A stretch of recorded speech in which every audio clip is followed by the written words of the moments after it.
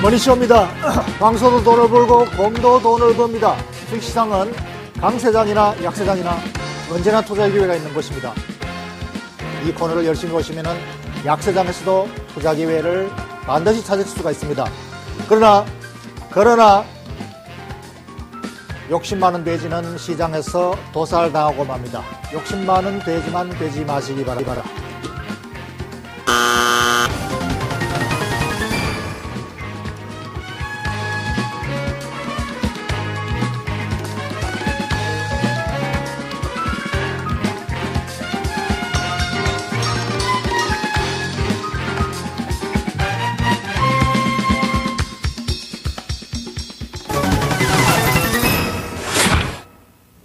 대외 악재에도 불구하고 우리 코스피는 오늘 상승 출발했습니다. 장중에는 이 오바마 대국민 연설 이후에 하락 전환하기도 했다가 현재 다시 상승폭을 되찾은 모습입니다. 2160선을 밑돌고 있는 상황입니다. 주요 3대 매매 주체는 하지만 모두 매도세를 보이고 있는 상황입니다. 기관만이 소폭 매수세를 보이고 있네요. 재정 적자가 늘어나면 경제에 심각한 위협이 있을 것이다. 부채 한도를 상향하지 않으면 디폴트를 초래할 것이다. 라고 오바마 대통령이 언급을 했는데 소장님께서 일전에 미국의 디폴트 가능성 걱정할 것 없다라고 하셨잖아요. 그렇습니다. 그래서 우리 증시가 좀 견조한 흐름인 것 같습니다. 그렇게 아마 눈치를 좀 채고 있는 것 같습니다. 예. 네. 오바마 대통령과 공화당, 네. 미국 행정부와 의회 이 양측이 국민을 대상으로 서로 상대방을 협박하고 있습니다. 그러니까 국민들에 대해서 상대방을 공격하는 것이죠. 저 상대방이 제대로 안 해주기 때문에 내가 지금 곤란하고 이후의 책임은 내 책임이 아니다. 저쪽 책임이다. 그리고 의회에서는 행정부가 잘못하니까 우리가 못 해준다. 앞으로 만약에 이거 해줬다가 문제가 발생하면 책임질래? 행정부가 잘못하면은. 그러니까 이것이 이제 국민을 이거를 볼모로 해서 왜 양측이 협박하느냐. 다음 주에 의회, 대통령 선거가 있습니다. 다음 해. 대통령 선거에서 정권 재창출을 해야 되고, 공화당에서는 정권을 뺏어와야 됩니다. 그렇기 때문에 서로 흠집 내기 해가지고, 자기 당에게 유리한 고지를 점령하기 위한 그야말로 정치 싸움이다. 쇼군요. 쇼입니다, 쇼. 그러니까, 어쩌면 또, 정치 자금을 마련하기 위해서 풋옵션 매수를 하고 선물 매도 쳐놓는지도 모르죠. 상황을 아주 압박해서 자금을 좀 벌어서 다시 또 반등할 때 반대로 배팅하면은 정치 자금이 만들어질 수도 있죠. 물론 뭐 그것은 시나리오입니다만은 어쨌든 이런 하나의 정치적 이벤트고 주식시장에서는 실질하고는 상관이 없다. 네. 예. 네. 오늘 장은 그에 비해서 견조한 흐름이지만 하지만 업종 중에서 건설주 오늘 3-4% 정도 약세를 보이고 있습니다. 대우건설이 이 할인 매각, 이 금호산업이 보유하고 있는 대우건설의 지분을 매각을 했는데 이에 대한 영향 때문인지 금호산업은 현재 6% 넘게 상승을 하고 있고요. 대우건설은 급락 중입니다. 가장 높은 하락률을 보이고 있는데 소장님, 이 건설주 전망이 어떨까요? 이 건설주보다도 이 금호산업, 금호그룹이 조금 굉장히 못마땅하군요. 조금이 아니라. 네. 사실 금호그룹이 대우건설을 인수해가지고 안고 빠진 찐빵으로 만들어놨습니다. 유상감자를 해가지고 대우건설이 굉장히 우량한 건설회사였는데 내부 유보금을 다 빼내갔습니다. 네. 그렇기 때문에 빈 뚝배기 회사로 만들어놨다가 이번에 구조조정한다고 이제 산업은행에 팔았죠. 그러니까 산업은행에서 가져가서 건설주가 대우건설이 반성을 많이 했습니다. 왜냐? 산업은행에서 인수했으니까 디폴트 리스크는 없을 것이다. 최저로 또는 최악의 경우에 디폴트 리스크는 없을 것이다. 왜? 산업은행이 바치고 있으니까. 이 때문에 최저점을 확인했다 하는 것이 따름이지. 대우건설이 지금 좋아질 요인은 아직 두고 봐야 된다. 지금 현재 회사는 옛날의 대우건설이 아닙니다. 옛날의 대우건설은 매우 우량한 재무구조를 가진 매우 좋은 회사였는데 금호그룹에 가면서 안고 빠진 찐빵이 돼서 부채 비율도 높고 재무구조가 별로 좋지 않습니다. 이 회사가 좋아지려면 국내 건설업이 국내 주택 경기가 살아나야 됩니다. 그런데 국내 주택 경기에 대한 긍정적인 전망이 아직까지 나오고 있지 않죠. 아직까지 불투명합니다. 그렇기 때문에 대우건설을 지금 들어가야 될 메리트도 별로 없을 뿐 아니라 추가로 지금 금호그룹, 금호산업에서 팔아야 될 대우건설 지분이 아직 수북하게 쌓여 있습니다. 그러니까 이것이 앞으로 계속 물량으로 나올 텐데 그렇기 때문에 매물 부담뿐 아니라 회사로서의 메리트도 특별하지 않다. 앞으로 주가는 더 빠질 수도 있겠네요. 저 같으면 안 사겠습니다. 소장님 표현대로라면 안고 없는 찐빵이다. 구태여 대우건설을 저가 메리트가 있다고 해서 하락 리스크가 없다고 해서 반등의 모멘텀이 크지 않은 회사에 구태에 들어갈 필요가 있겠느냐, 저는 그렇게 봅니다. 대우건설 좀 부정적인 전망이셨습니다. 한국전력 보겠습니다. 정부가 전기요금을 평균 4.9% 인상하기로 했는데요. 소장님 같으면 나 같으면 절대 안 산다라고 한국전력 말씀을 하셨잖아요. 아직도 그 생각이신 거죠? 한국전력은 전기료 인상을 저 정도 해가지고는 크게 회사가 탈바꿈할 그 정도는 아닙니다. 물론 전기료 인상은 안 하는 것보다는 훨씬 낫죠. 안 하는 것보다는 훨씬 나아졌지만 그렇다고 해서 한국전력을 지금 매수할 만한 매력이 갖춰지지는 않았다. 그래서 한국전력은 매력이 있으려면은 그래도 이익을 꾸준히 내고 이익의 유보의 금액을 가지고 꾸준히 배당을 해주고 주가가 떨어진 대신에 배당은 안정적으로 계속해서 배당 수익을 보장해줘야 메리트가 있습니다. 그것이 바로 유틸리티의 강점이죠. 그런데 한국전력은 지금 최근에 배당도 못하고 있고 그나마 배당 메리트도 없는 채권과 같은 종목을 주식 투자하는 사람 채권에 투자하지 차라리 구태여 한국전력을 살 필요가 없다. 그래서 저는 저 같으면은 구태여 한국전력을 사진 않겠습니다. 물론 한국전력이 전국적으로 깔려있는 부동산은 많습니다. 전력의 송출하는 기지가 많기 때문에 그렇지만 요즘은 부동산 경기도 별로 좋지 않죠. 그러니까 별로 제가 메리트가 없군요. 쌀 메리트를 못 느끼겠습니다. 그래서 그런지 주가 영향도 미미한 편입니다. 0.57% 상승 중인데요. 정유주 살펴보도록 하죠. 국내 정유사의 호평이 쏟아지면서 오늘 강세를 보이고 있습니다. 모두 상승을 하고 있는 상황인데요. 골드만삭스가 SK이노베이션, GS를 비롯해서 정유사에 대해서 2분기 실적이 바닥이다라는 전망을 했거든요. 그래서인지 오늘 상승세를 보이고 있는데 정유주들 어떻게 보십니까? 예, 골드만삭스가 무슨 근거로 2분기 실적이 바닥이다 이렇게 했는지는 모르겠습니다. 네. 어쨌든 뭐 애널리스트들이 자기 나름대로 열심히 예측을 했겠죠. 네. 그러나 정유주는 이 정부 정책 리스크가 많이 작용하는 것이기 때문에 이 실적에 대해서 여러 가지 요인이 많습니다. 실적 예측하기가 만만치가 않고 가장 객관적으로 펀더멘탈하게 예측하려면 국제 유가 전망으로 예측을 해야 되죠. 그런데 국제 유가 전망이 굉장히 많이 올라간다고 가정을 하고 그것은 기본적으로 수요가 계속 늘어난다고 가정하고 이제 아마 그렇게 전망을 했을 겁니다. 그런데 골드만삭스가 최근에 국제 유가 전망을 들쭉날쭉 했었죠. 처음에는 밑으로 많이 떨어진다 그랬다가 갑자기 또 많이 올라간다 그랬다가 그래서 아마 그 회사에서는 자기들의 그 국제 유가 전망에 근거해서 네. 아마 우리 국내 정유주의 가격을 매겼을 겁니다. 그러니까 그것은 어느 까지나 자기들의 가정, 자기들의 시나리오, 자기들의 판단이죠. 네. 그렇기 때문에 반드시 2분기가 바닥이라고 우리가 쉽게 아직 전망하기는 어렵다라는 어렵습니다. 그래서 만약에 2분기 실적 이후로 바닥은 아니더라도 올라가지 안 하고 옆으로 횡보한다면은 주가는 별 모멘텀은 없겠죠. 그러니까 주가는 이미 앞서서 많이 왔기 때문에 네. 상승 여력이 크지 않다면은 2분기 실적이 바닥이더라도 바닥부터 많이 올라가야만이 이제 추가 상승 여력이 있는데 네. 바닥이라는 것만 가지고는 필요 조건이지 충분 조건까지는 아니다. 예, 그래서 아직 저는 정유주도 조금은 지금 모멘텀을 찾기는 힘들다라고 보시는군요. 너무 많이 올라갔기 때문에 구태여 고소공포증을 느끼면 다시 들어가야 되겠느냐. 네. 저는 사실 고소공포증이 있어서 좀 너무 높은 데는 저는 올라가기 싫습니다. 지금 너무 높은 고점이다 이런 말씀이시죠? 네, 알겠습니다. 소장님과 함께 시황 정리해봤고요. 다음 순서 계속해서 이어집니다.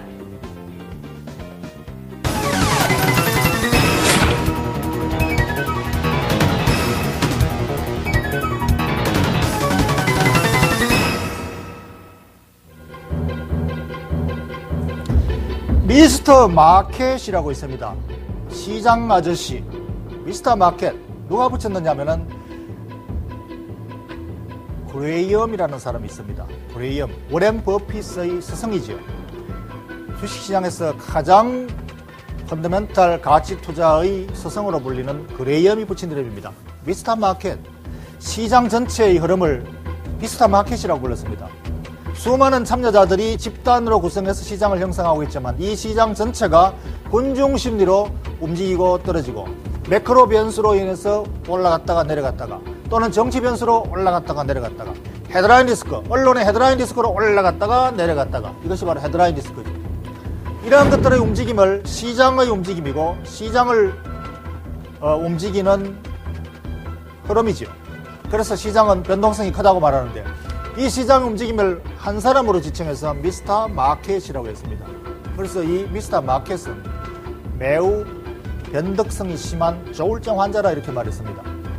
왜냐하면 조그마한 외부의 뉴스나 영향에도 기분이 좋았다가 업됐다가 다운됐다가 올라갔다가 주가가 올랐다가 주가가 떨어졌다가 요동을 치는 것이죠. 그렇기 때문에 이것이 바로 군중심리고 군중의 전체 개미들의 주가 매매 패턴에 따라서 움직이는 것이기 때문에 이것을 바로 군중심리다. 그래서 주식시장은 심리다 이렇게 말합니다. 그래서 이 미스터 마켓은 사실상 줏대가 뚜렷한 자기 철학에 따라서 움직이는 것이 아니라 외부 요인에 따라서 조증으로 갔다가 울증으로 갔다가 왔다 갔다 한다고 해서 미스터 마켓이라고 이안양거렸습니다. 그래서 이 미스터 마켓을 조정하고 있는 마켓 드라이버는 누구일까요? 마켓 드라이버. 이 주식시장의 군중 심리를 움직이는 마켓 드라이버. 이것이 바로 시장 요인이죠. 시장 요인. 지금 얼마 전까지는 유럽 재정 리스크고 오늘은 또는 최근에는 미국의 부채 리스크군요. 미국의 부채 리스크. 근데 미국의 부채 리스크, 이것은 그냥 객관적인 상황이고 이 부채 리스크를 가지고 조정을 하는 주체가 있습니다. 오바마 대통령이냐, 아니면은 의회냐, 아니면은 공화당, 민주당 대표 6인방이라고 하는군요. 6인방들이 지지고 뽑고 장난을 치는 것이냐. 이렇게 해서 지금 시장을 움직이는, 조울증처럼 움직이는 것이 바로 마켓 드라이버입니다. 그래서 이 시장의 마켓 드라이버에 따라서 내가 저쪽으로 갔다가 울증으로 갔다가 여러분이 조울증 미스터 마켓이 되지 마십시오. 어리석은 미스터 마켓이 되면 바로 시장에서 이용당하고 마는 것이지요.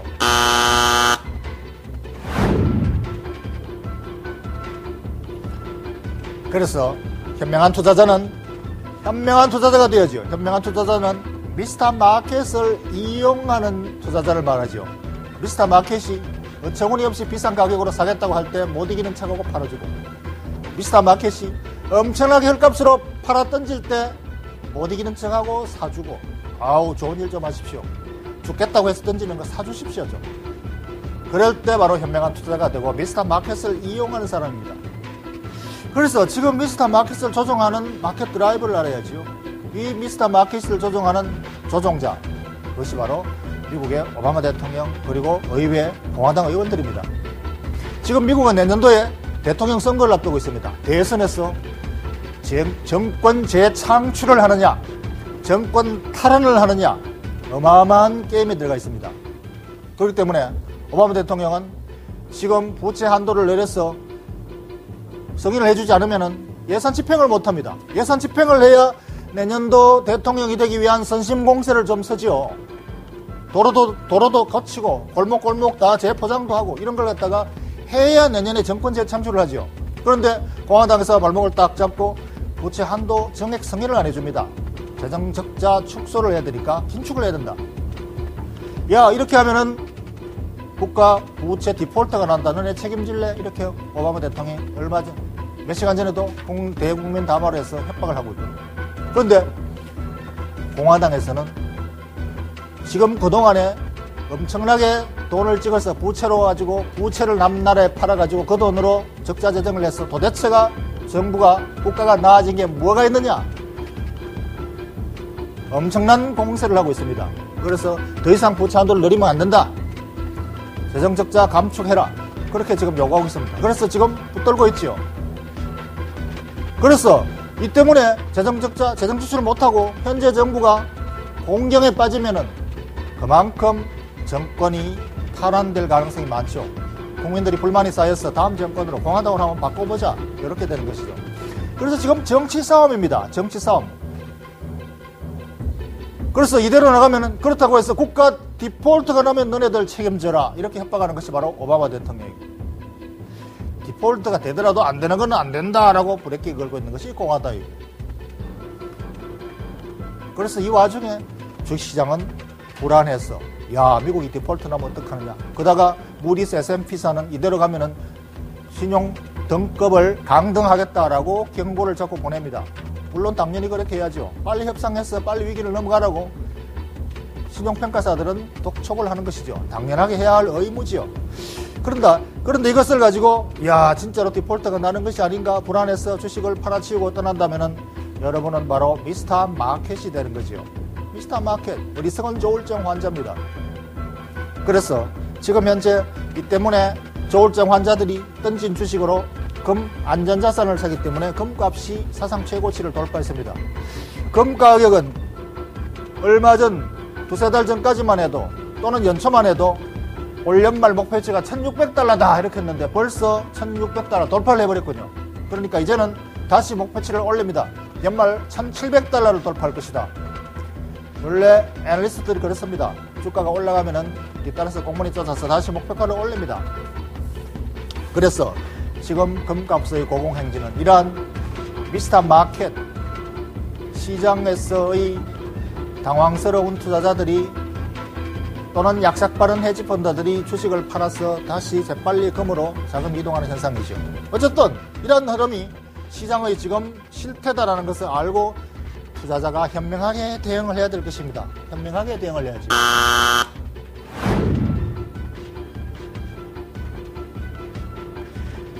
주식 투자자가 현명하게 대응한다는 것은 이러한 미스터 마켓에 현혹되지 않고 스스로의 뼈대를 가지고 시장을 대응하는 것이죠. 그래서 지금 현재 미국의 대표 기업 애플의 차트를 보면은 이게 애플 차트인가요? 애플 차트를 보면은 이 와중에서 주가가 꼿꼿이 서 있죠. 와우, 뼈대 있는 집안입니다. 시장 흔들림에 전혀 흔들리지 않고 주가가 꼿꼿하게 서 있습니다. 애플은 그야말로 세계 최고 기업입니다. 지금 10년 사이클의 세계 경기 사이클을 주도하고 있는 모바일 인터넷 기술 혁신을 이끌고 있는 대표주 중의 대표주죠. 이 애플이 모든 산업 경기에 불을 지피는 역할을 하고 있습니다. 미국이 애플을 United States of Apple 이렇게 말합니다. United States of America 아니라 United States of Apple입니다. 지금 미국의 행정부나 의회들 하는 꼬락서리를 보면은 United States of States를 빼고 애플을 붙여 들어갔습니다. 미국이 정치가 엉망진창임에도 불구하고 기업은 굉장히 성실하게 하고 있죠. 애플 세계 혁신을 이끌고 있습니다. 그래서 주가가 저렇게 가고 있죠. 그러니까 시장의 진정한 드라이버는 기업이고 CEO, 제대로 된 CEO 그리고 기업의 실적입니다. 그래서 그러한 종목을 지금 찾는다면은 시장이 마구마구 흔들릴 때 미스터 마켓이 헐값으로 팔아치울 때 사면은 굉장히 헐값으로 살 수 있겠죠. 그런데 요새는 영리한 투자자들이 많아서 이 좋은 주식이 그렇게 헐값으로 파는 사람은 없군요. 그렇지만 혹시나 다른 기업들, 이보다 좀 못한 기업들이 있더라도 좋은 기업을 헐값으로 살 수 있다면은 어쨌든 시장은 불안할 때가 오히려 매수 기회가 되는 것이죠. 그래서 지금 시장에 대응하는 방법은 이런 좋은 기업들을 좀 사게 살 수 있는 기회로 활용을 하거나 또는 기존에 보유하고 있는 종목이 주가가 흔들리더라도 보완해동하지 않고 그냥 보유하는 것입니다. 그리고 또 금 관련주, 금값은 계속 앞으로 올라가게 되겠습니다. 금 관련주, 고려아연, LS, 영풍. 그런데 이 회사들이 주가가 지금 계속 올라가고 있어서 부담스럽다면은 계열사 관련주 영풍정밀도 있습니다. 차트를 보시면은 와우, 고려아연 주가가 계속 올라가니까 계열사 지분을 가지고 있는 고려아연 지분을 가지고 있는 영풍이 주가가 가파르게 따라붙었습니다. 그런데 고려아연과 영풍의 지분을 가지고 있는 영풍정밀은 아직 눈치를 못 채고 아직까지 횡보하고 있군요. 이럴 때 영풍정밀을 사면은 매우 저평가 기회가 되겠죠. 그래서 지금 현재의 투자자의 투자 포인트, 현명한 투자 전략. 현명한 투자 전략은 시장의 변동성, 흔들림, 정치적 장난에 흔들리지 말고 노 액션, 노 트레이드. 그냥 현재 유리분이 가지고 있는 주식과 금 관련주 그리고 현금 적정한 비율로 포트폴리오를 구성하고 계시죠. 만약에 안전적으로 균형된 포트폴리오가 아니시라면 지금 이 기회에 균형된 포트폴리오를 균형을 맞추십시오. 그것이 가장 좋은 변동성에 대한 투자 전략인 것입니다.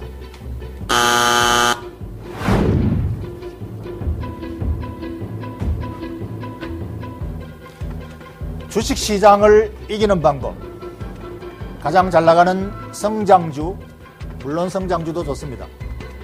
그리고 성장주가 불안해서 쉽게 접근하지 못하는 초보 투자자라면 저평가 우량주, 이런 것들은 성장주보다는 훨씬 저가에 안정적으로 매수할 수가 있습니다. 그리고 또 하나, 시장의 변동성에 휘둘리지 않아야 됩니다. 시장의 변동성. 미스터 마켓이 되지 말고 미스터 마켓을 이용하는 현명한 투자자가 되어야 됩니다. 미스터 마켓을 이용하는 현명한 투자자. 어떤 전략으로 가져가야 될까요? 오늘 같은 날 노 액션이 좋습니다. 시장의 변동성 들락날락 하는데 따라다니지 마십시오. 노 트레이딩. 그리고 균형된 포트폴리오, 주식과 금 관련주, 현금, 안정된 포트폴리오를 보유한 상태에서 시장을 편안하게 대응하십시오. 그것이 가장 좋은 투자 전략입니다.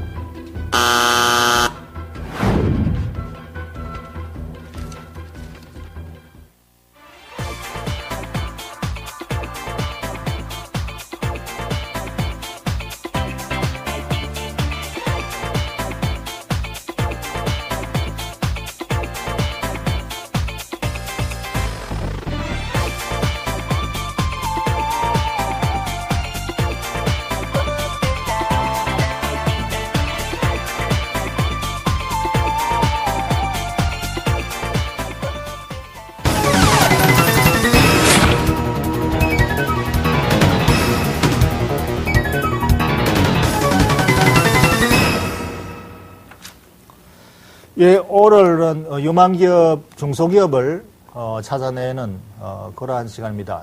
스몰캡 따라잡기. 오늘 유진투자증권의 김기백 연구원과 함께하겠습니다. 안녕하십니까? 어서 오십시오. 안녕하십니까? 오늘 추천하실 종목이 오스템 임플란트죠. 네. 오스템 임플란트인데 지난주였는가요? 네. 한 주 휴가가 떨어졌습니까? 네. 몸이 좀 안 좋아서요. 아, 예. 네. 지난주, 그러니까 2주 전에 추천하신 종목이 투자 수익이 좋습니다. 그게 홈캐스터였죠. 네, 맞습니다. 이 종목에 대해서 중간 점검을 좀 해주시고 넘어가시죠.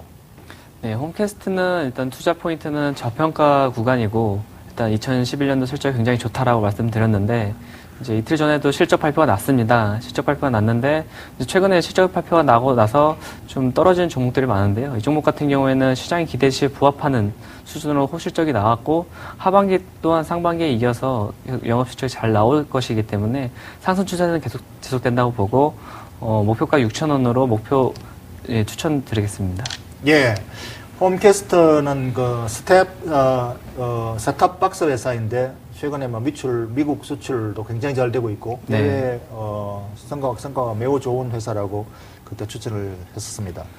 예, 여전히 2분기 실적에서도 확인이 됐고 3분기, 4분기에도 여전히 실적이 좋을 것이라고 지금 보유 의견을 주셨습니다. 오늘은 오스템 임플란트인데 이 오스템 임플란트 영어로 돼서 무슨 회사인지 잘 모르시는 투자자분들이 계실 텐데 네. 어떤 회사인지 먼저 회사 소개부터 좀 해주시죠. 예, 오스템 임플란트는 이제 국내 1위의 치과용 임플란트 제조업체입니다. 임플란트라고 하면 이제 나이 드신 분들이 치아가 안 좋기 때문에 사용하시는 건데요. 지금 국내 시장에 일단 1위 업체로서 40%를 점유를 하고 있고요. 매출 구성을 보게 되면 임플란트 제품이 65%, 그리고 나머지 치과 기자재 제품으로 이루어져 있습니다. 2000년도 들어와서 임플란트 시장이 굉장히 성장을 많이 했었습니다. 그 배경에는 아무래도 개인당 소득이 증가하고 인구 노령화가 이루어지면서 이제 노후 생활에 있어서 임플란트가 어떻게 보면 굉장히 생활에 필요한 부분이다라는 인식이 퍼졌기 때문인데요. 하지만 그 상승세는 국내 시장에서는 08년도를 정점으로 해서 국내 어떤 다른 군수 업체들이 이제 난립을 하게 되면서 저가 경쟁이라든지 이러면서 좀 어려워진 부분도 있었습니다. 하지만 최근에 2010년도까지 50개였던 임플란트 업체들이 이제 일부 중소기업들의 퇴출로 인해서 지금 30개 정도로 지금 축소가 되었고 지금도 현재도 구조조정 중이라고 생각을 하고 있고요. 또한 이제 해외 중국이라든지 해외 13개의 법인 자회사가 있기 때문에 해외 쪽에서 수출이 호조세를 보고 있어서 어떤 국내 1위 기업으로서의 어떤 역량을 보여줄 수 있는 그런 상황입니다. 네. 국내 1위 업체다. 이게 정말 중요한 것이죠. 네. 독점적인 시장 지배력을 가지고 있다. 네. 이런 것이 이제 외국인들이 특히 좋아하고 프리미엄을 주는 기업 가치를 매길 때 1위 업체를 굉장히 좋아하는데, 이 임플란트 회사는 사실 우리 국내에서 굉장히 그 임플란트 하기가 비쌌기 때문에 네. 국산화가 잘 안 됐었던 부분인데, 이 회사가 국산화 가격 싸게 임플란트를 할 수 있는 기술을 개발해서 상장할 때도 굉장히 호평을 많이 받았던 회사입니다. 네. 그러니까 이 값싸고 질 좋은 임플란트를 할 수 있는 이 실력, 이걸 가지고 이제 경쟁을 하는 회사인데, 세계에서 임플란트 회사가 50개나 됐습니까? 저는 한국 임플란트가 외국사고 단 2개 회사만 있는 줄 알았는데. 네, 많이 생겼습니다. 예, 최근에. 그러니까 최근에 많이 생겨서 또 후발업체들하고 경쟁도 치열하게 지금 저가 경쟁 덤핑 치는 회사도 있고 이렇게 해서 네. 최근에 실적도 많이 그 때문에 피해를 많이 봤다고 얘기를 많이 들었었는데. 네, 08년도부터 이제 경쟁이 치열해지기 시작해서 2010년도까지 이제 그 경쟁이 너무나도 치열했기 때문에 저가로 이제 가격을 때리고 하다 보니까 안 좋아졌지만은 이제 최근 이제 중소업체들이 어떻게 보면 길게 봤을 때 경쟁력 부분에서 가격만으로는 어떻게 보면 상대할 수 없는 부분이기 때문에 품질이 뒷받침되어야 되고 서비스 수준이라든지 이런 어떤 시장에서 검증된 제품을 사용하려는 그런 부분이 있기 때문에 결국에는 작은 업체들은 퇴출될 수밖에 없었던 이유입니다. 예, 그러니까 값싸다고 해서 싼 업체 그 임플란트 시술하다가 뭐 사고가 많이 나고 이렇게 되면 중소회사들은 결국 도산하고 마는 것이죠. 네. 그래 최근에 이제 그런 걸로 인해 구조조정이 많이 됐군요. 업계 구조조정이. 네, 많이 퇴출되었습니다. 예. 그래서 최근에 이 부산이나 또는 인천, 서울에 일본 사람들, 중국 사람들이 그 한국에 임플란트 오려고 엄청나게 많이 온다고 하는데, 값싸고 질 좋은 임플란트. 네. 그래서 국내 뭐 치과 의사들이 그 때문에 수혜도 많이 본다고 했는데, 바로 이 오스템 임플란트도 그런 쪽으로서도 수혜를 많이 받을 수 네, 있겠군요. 소비자들이 질 좋은 임플란트를 찾다 보니까 결국에는 예. 시장에서 검증된 제품을 사용하려는 추세이기 때문에 어떻게 보면 시장 지배를 가지고 있는 업체들만이 중장기적으로 계속 성장할 수 있는 어떤 분위기가 되고 있습니다. 예. 그렇다면 지금 오스템 임플란트가 세계 선두 업체들과 국내에 들어와 있죠. 네. 그 회사들과 지금 후발 업체들은 이제 악어들은 제치고 네, 경쟁이 안 되죠. 이제 형님들끼리 전쟁을 해야 되는데, 이 해외 선두 업체들하고 경쟁이 만만치 않을 것 같습니다. 그런데 그 경쟁 와중에서 어떤 경쟁력을 가지고 이긴다고 생각하십니까? 예, 오스템 임플란트가 이제 국내 시장에서뿐만 아니라 해외 시장에서 성공할 수 있었던 이유는 AIC라는 독특한 교육 시스템 때문인데요. AIC라는 것은 초반에 임플란트 시술을 경험해보지 않았던 치과 의사들에게 그 자사 제품을 교육하는 시스템입니다. 따라서 그 시술 교육 때부터 익혀왔던 어떤 오스템 임플란트를 사용하기 때문에 향후 오스템 임플란트 제품을 선택하게 되는, 그렇게 유도하게 되는 건데요. 결과적으로 중국이나 대만 경우를 보더라도 지금 시장 전체 마켓이 굉장히 커지고 있는 상황에서도 지금 중국 시장에서도 39%에 달하는 시장 점유율 1위를 달성하고 있습니다. 겨우 그렇게 달성할 수 있었던 것은 아까 말씀드렸다시피 AIC를 통해서 어떤 시장 선점 효과를 누렸기 때문입니다. 예. 중국에도 진출해 있습니까? 이 회사 오스템 임플란트 자회사가? 네, 그러니까 해외 법인이 이제 13개가 있고요. 예. 뭐 미국이라든지 유럽, 중국, 대만 여러 나라에 진출해 있는데, 그 중에서 이제 최근에 가장 두각을 나타내고 있는 부분이 중국과 바로 대만 그 법인입니다. 그 법인이 이제 지금 매출 증가세가 워낙 가파르다 보니까 전체 해외 매출 중에서 39%를 차지하고 있고요.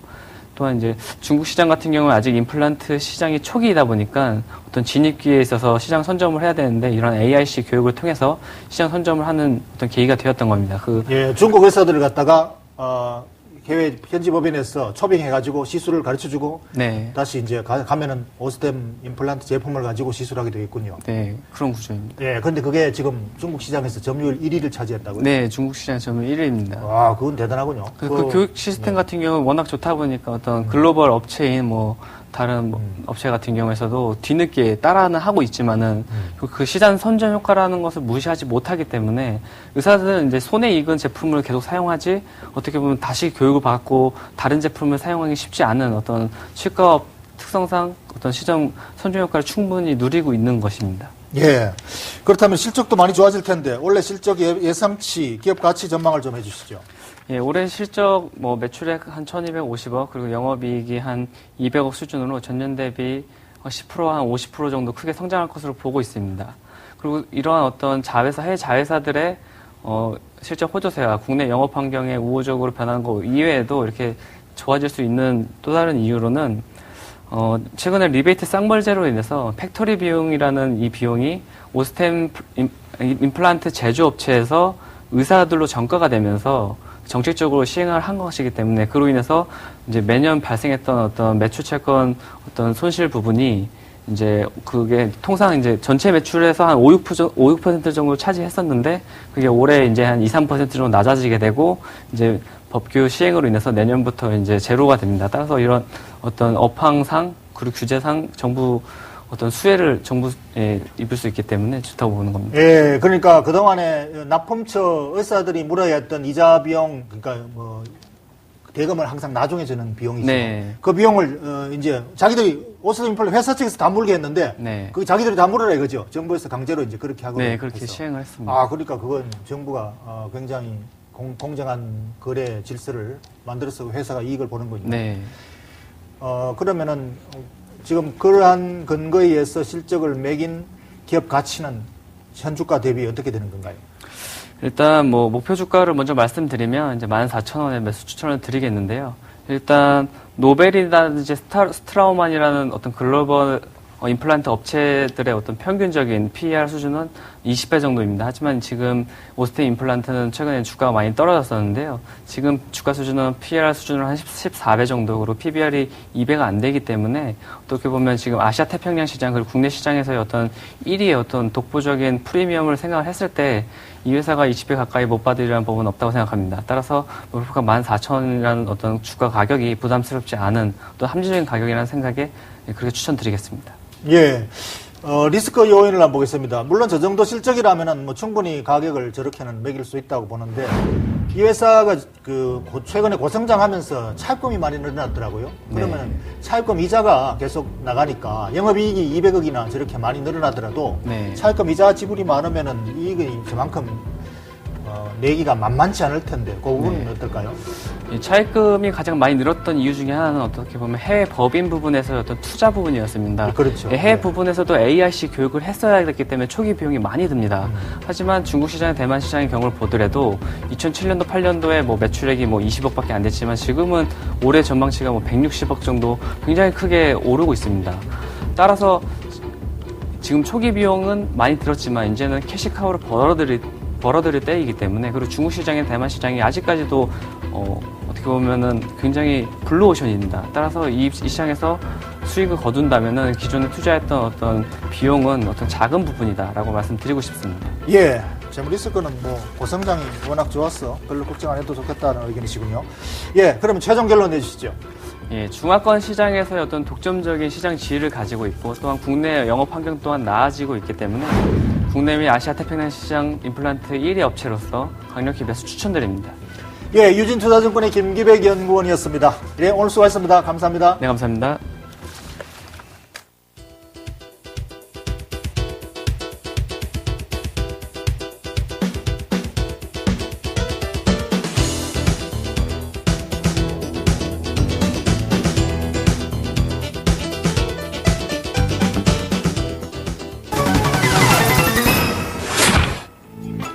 예, 투자 포인트 다시 한번 정리하겠습니다. 미스터 마켓, 시장 아저씨, 조울증에 걸린 시장 아저씨가 되지 마시기 바랍니다.